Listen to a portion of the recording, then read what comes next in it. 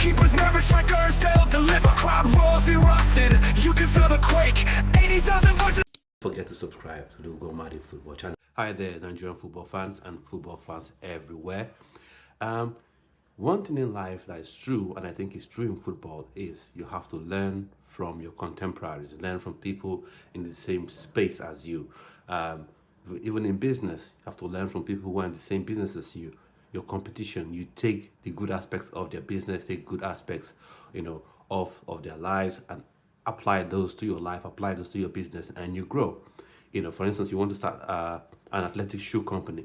You probably will want to learn from your Nikes, your Adidas's, and then apply that to your own business, and then you see growth, you see improvement. So in the same light, I think the Nigerian Football Federation has come to the point where you have to learn from, the Moroccan counterparts. Morocco, they have been on an absolute amazing form when it comes to, convincing exceptionally talented dual nationals to switch their national team allegiance to Morocco. The latest now have been there's Talbi, from Club Brugge. He scored in the Champions League, if you remember. And there's Chelsea's Ibrahim Rabbaj, who is another 16 wonder kid. Some have touted, called him the Kobo Messi and all that. I've seen a few clips of the player, of a young kid, obviously. He's got amazing talent, no doubt. And he'll be part of, the Moroccan under-17 team. So that's kudos to them. But that's one thing I want the Nigerian Football Federation and Nigerians overall to learn, to take on board.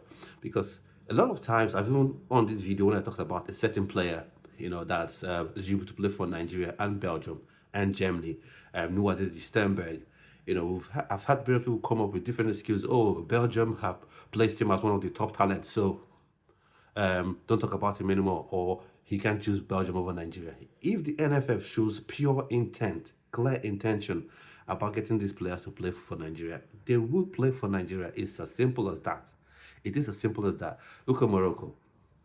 They've got Ibrahim Diaz that plays for Real Madrid to play for Morocco, because they've shown pure intent about getting these players to play for the national team. You go to this, and I've said this before, when you have a player that just has a single nationality, then it's cut and dry. He would always play for you, whether you choose to.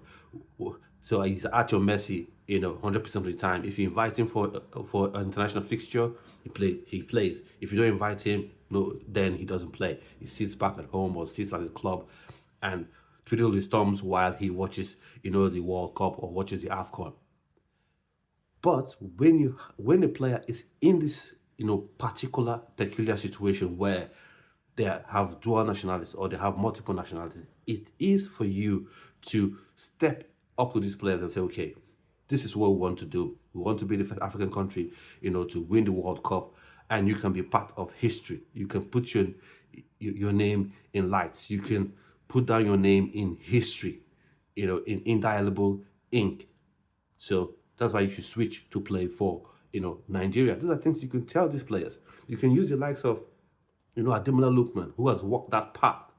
Because sometimes these players, they look at players who have, walked that path before, like your Ademola Lookman, for instance. And when, for instance, for Morocco, when, what's his name now, Ziyech was at Chelsea, there were times when I saw him having interactions with Ibrahim Rabbaj.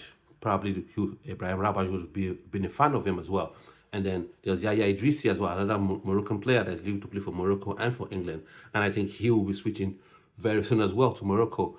So, you had these connections. This is something you can use the likes of Ademola Lookman, Alex Iwobi to speak to these boys. And I guarantee you that they would switch.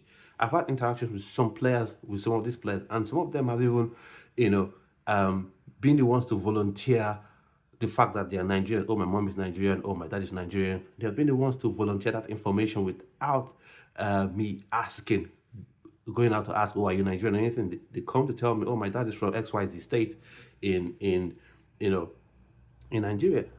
So this is something that can 100% happen. So the NFF, Nigeria will have to learn. And the excitement of the Moroccan fans that I've seen as well, that this has happened, you see the excitement is pure, it's clean, it's there. And when, as a player, you see your countrymen, or you see people who you're coming to play for, very excited to have you, you know, you feel that you've made the right decision, and then you have you have goosebumps, and you feel like, yeah, I want to play for these people. I want to run through big walls for these people. And that's one thing that some Nigerian fans unfortunately do. When a player wants to switch to Nigeria, there's always an excuse. There's always an excuse when you're talking about fresh faces coming into the Nigerian football scene. So for me, the NFF have to learn from this. And then there's one thing I want to point out as well, because the thing is, when it comes to football talent, if it's world-class level talent, or let me rewind it a bit. If it's a talent that is just fairly okay, fairly decent, it's not really going to move the needle too much, what happens? Oh, everyone is okay if the player decides to play for an African country. If it's a player that he feels like his career is about to end, his career, would amount to much, then the European countries are happy, everyone is happy. Oh, let him go play for that little African country over there. He can't really cause any impact. Like Ademola Lookman, I keep saying it. While I'm so happy that Ademola Lookman turned his career around and now has become a world-class player, let no one deceive you, Nigerian football fans and other football fans out there, Ademola Lookman is absolutely world class. 1000% he is world class. That's it. Take it or take it. But the way his career was going after Fulham, it was like, okay, it's over. It's not going to amount to much. He's going to go to Serie A. He's going to be one of those players that, moves from Premier League to Serie A, and then his career would be over. But he's turned it around. Kudos to him. And he chose to play for Nigeria at that point when he was heading to Atalanta. And now look what it is. And some people like to say, oh, look at Lookman, it's just to play for Nigeria. No, it was because the way it happened was no one was expecting his career to go the way that it did. No one. So that can't be the strategy. So back to the point I'm making. So for that, it was easy to get.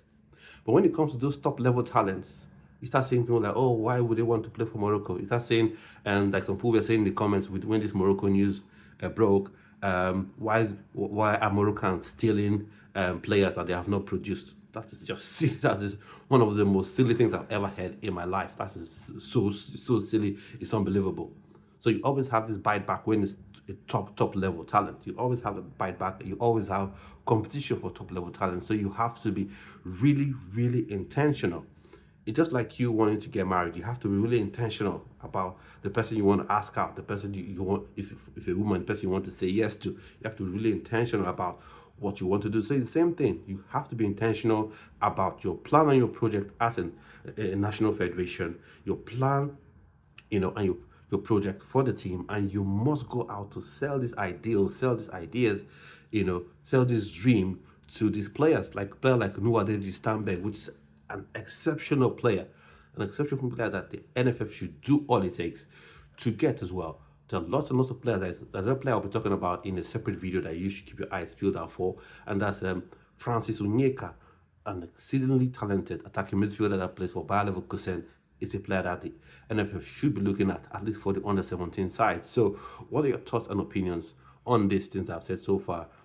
For me, I think Nigeria can learn from Morocco. What do you think should happen? What do you think Nigeria can learn from what has happened with Ibrahim Rabbaj switching his nationality, to Morocco, with Talbi switching his nationality and allegiance to Morocco from Belgium? And why, incidentally, is important is that Talbi was one of the players that were primed, as one of the top Belgian talents that will play for Belgium, but now he switched to play for Morocco, an African country. That shows the pull that African countries have when the federation, is run by people that have their heads on their shoulders rightly, and when they show real intent to get these players to play for their national teams. So I think the NFF, should learn from what has happened with Ibrahim Rabbaj and Talbi. So at this point, I've come to the end of today's video. Please subscribe to the channel, click the notification bell so you're notified each time I go live on the channel or post a pre-recorded video. So I'll see you on just another video. Stay well and stay blessed.